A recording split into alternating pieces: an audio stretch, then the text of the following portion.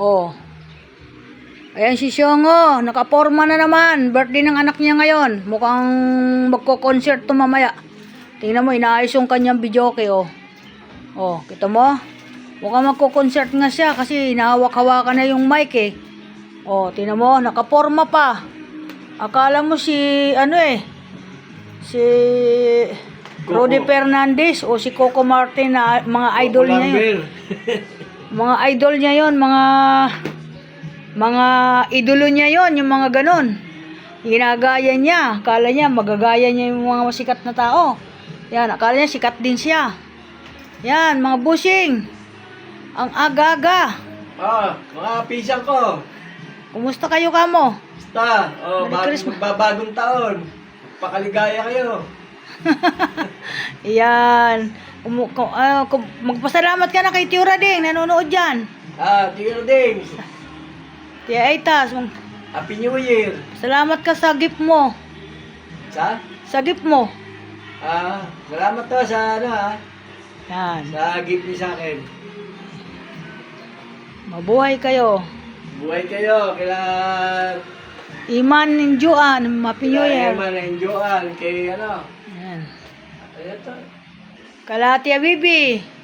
Kaya baby. Kala Tio Kaya pinsan mo si Edwin. Patiin mo ng Happy New Year. Isa. Tia Bibi, si Tia Nining. Kaya Leneng.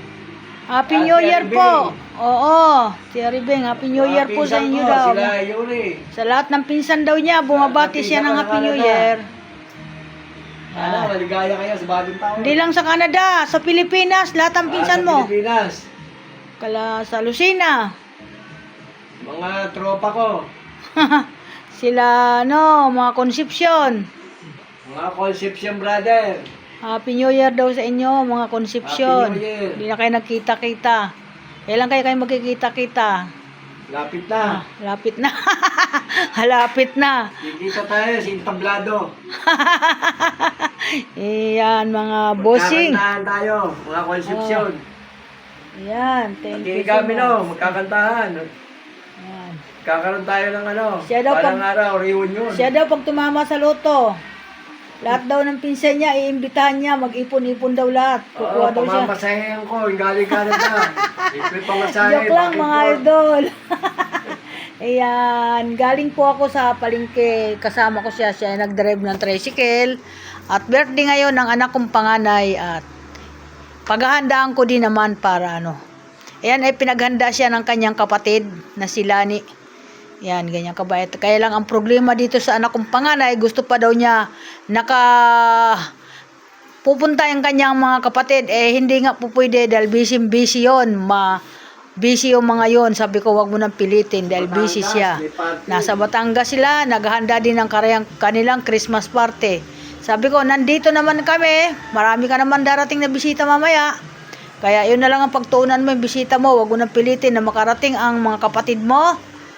At sobra na ang pagod nila mula ng Pasko hanggang ngayon, tuloy-tuloy hanggang bagong taon.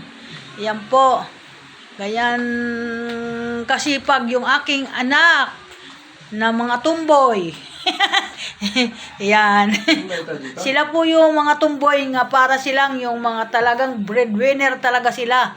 Yan po yung mga tunay na lalaki sila. Sila po talaga yung gumaganap ng kanyang mga pamilya.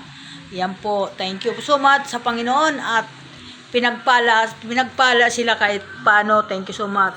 At maraming salamat sa mga nananalangin din sa amin pamilya. Maraming salamat sa inyo mga idol. Welcome to my vlog. Alis na naman uli ako ngayon. Pinakukuluan ko lang po yung aking gagawin fried chicken kasi iniba ko na po. Naggawa po ako ng fried chicken mamaya sa birthday niya. At magpapansit ako. 15 minutes. Yan. Bibili naman ako ng cake niya. At mayroon din naman siya iihip pa ng kandila. Ganun po talaga yun. Sabi niya, birthday na naman niya, wala na naman ang mga kapatid niya. Ganun talaga dahil nahuli ka. Dapat dapat na isabay ka na lang ng 25 ng December, di ba sa ng birthday mo?